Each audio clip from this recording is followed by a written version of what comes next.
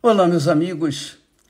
Deus abençoe todos vocês. Que o Espírito Santo, o único capaz de nos guiar em toda a verdade, o único capaz de nos guiar nos caminhos da felicidade, no caminho da vida eterna, não de uma vidinha mesquinha, medíocre, como vivem as pessoas, na sua maioria, neste mundo. Não. Só o Espírito Santo é capaz de guiar a gente de acordo com a vontade de Deus. Qual é a vontade de Deus, ô bispo? Qual é a vontade de Deus para a minha vida? Ora, quando você lê o livro de Gênesis, você vê lá a vontade de Deus para a sua vida. Porque Deus criou tudo perfeito, tudo era perfeitíssimo. O homem era perfeito, a mulher era perfeita, tudo se encaixava de forma harmoniosa. A natureza, Deus, a natureza, sua natureza e o ser humano.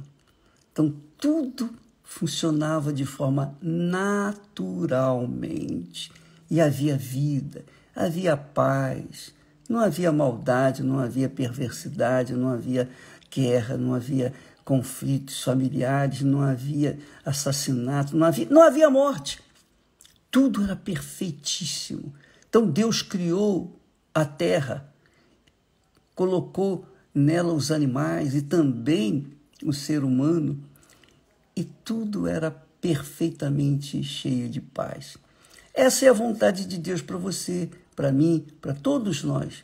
Só que, para que a vontade de Deus possa se materializar em nossas vidas, a gente tem que obedecer a sua voz, sujeitar o nosso eu, sujeitar o nosso coração, as nossas vontades, à vontade dele. Quando isso acontece, então Deus se realiza em nós. É isso aí, ele se realiza em nós. Coisa maravilhosa, né? Só o Espírito Santo pode fazer isso, porque ele orienta, ele ensina, mas cabe a cada um de nós agir de acordo com sua palavra, seu conselho. E aí é que está a dificuldade. Eu estava assistindo ainda há pouco um vídeo de um médico falando dos cuidados que a gente deve tomar para com o corpo, beber água e cuidar para não comer muito sal e cuidar para a gente viver uma vida saudável e longa aqui na Terra. E depois ele termina dizendo assim: transforme o conhecimento, esse conhecimento, em comportamento. Foi o final dele. E eu gostei muito. Transforme os conhecimentos que eu estou lhes dando em comportamento. É justamente isso que Deus quer. Transforme os meus conhecimentos, a minha direção, a minha palavra em comportamento. Pratique. Você vai ver que você vai ter uma vida abençoada, abundante, uma vida de qualidade, porque esta é a vida que eu criei, Deus fala. Então, continuando a nossa meditação do capítulo 24 de Mateus, quando Jesus falou dos sinais do tempo do fim para os discípulos, e ele pacientemente os ensinou sobre os tempos que nós estamos vivendo. Em dado momento, ele fala assim: porquanto, são sinais do tempo do fim, porquanto se levantará nação contra nação, e reino contra reino. Nação contra nação, reino contra reino. E haverá fomes e pestes, e terremotos em vários lugares. Mas todas estas coisas são o princípio das dores. Princípio das dores. Ora, minha amiga e meu caro amigo, nós estamos vendo nação se levantando contra a nação, não é verdade? Nós estamos vendo reino levantando contra reino. Nós estamos vendo fomes, pestes. Cada vez acontece uma peste. Agora mesmo, nós estamos ouvindo falar que lá em Paris, a peste do percevejo. Você vê, percevejo, uma coisa tão insignificante, pequenininha, mas está se alastrando na sociedade, uma sociedade tão, né, tão altruísta, uma sociedade assim, poxa, sabe como é que é? Diz assim, Jesus disse, haverá fomes e pestes. Então tem a peste disso, peste daquilo, tem a AIDS. Nós temos antigamente, algum tempo atrás era a AIDS, ainda tem, mas depois veio a Covid e vem a peste disso, e vem a peste daquilo, e não sei mais o quê. O mundo está uma desordem generalizada. Nem nos países mais avançados do mundo eles estão livres dessas pestes, ou dessas fomes, ou dessas misérias, dessas desgraças, da violência. Então não há segurança para ninguém em lugar nenhum no mundo. Não há.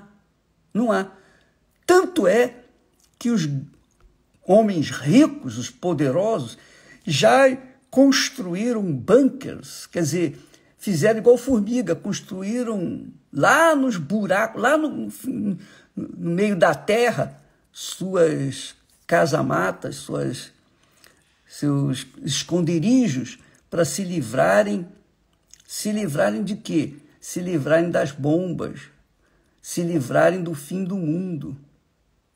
Mas o texto sagrado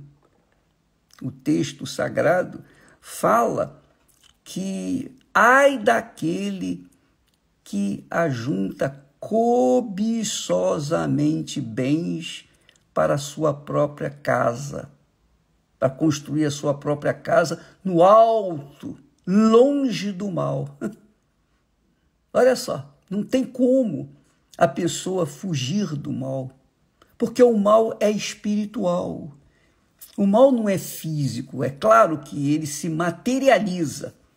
É o que o médico falou. Se você não tiver cuidado com certas coisas no seu corpo, na sua vida diária, você vai sofrer as consequências. Você vai sofrer as consequências. Quer dizer, as informações técnicas, as informações científicas que ele tem, ele passa para a gente. Agora, a gente tem obrigação de materializar essas informações científicas para que nós venhamos viver uma qualidade de vida. Por isso ele disse, aproveite os conhecimentos para materializá-los, para serem comportamentos. Então, há que se colocar em prática os conhecimentos. Jesus nos dá os conhecimentos do final dos tempos, não é para a gente ficar com medo, não é para a gente se esconder, fazer casa lá no buraco. Não é para isso, não. Ele nos avisa, ele fala do que haverá no final dos tempos, que nós estamos vendo, você está vendo, todo mundo está vendo.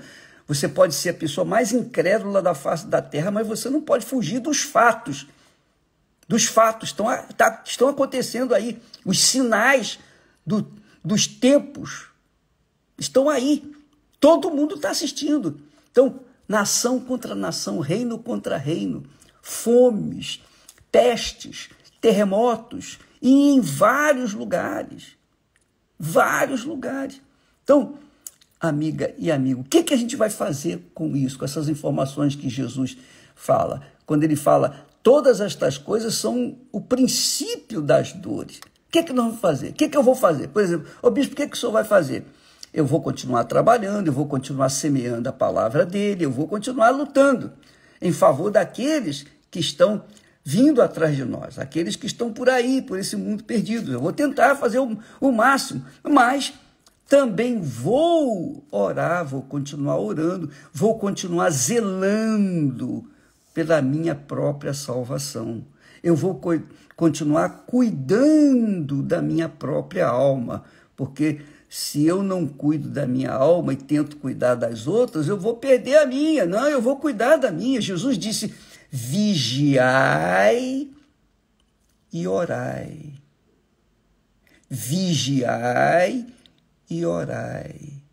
Então, cada um de nós tem que pegar essas informações do tempo do fim e cuidar e ficar mais junto da cruz, mais junto de Deus, mais junto no altar, mais junto, ou melhor, dentro do abrigo de Deus, do esconderijo do Altíssimo. É isso que a gente faz. Então, eu vou cuidar ainda mais da minha alma, porque ela é eterna. O corpo fica por aí. O corpo e tudo mais fica por aí. Tudo mais fica por aí.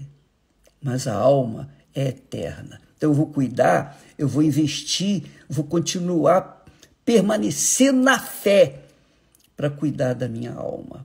E é o que eu tenho falado, e é o que eu tenho ensinado, e é o que nós temos exortado os pastores, os obreiros, os bispos, enfim, o povo, enfim. Você, amiga e amigo, o que vai fazer com essas informações que Jesus nos dá?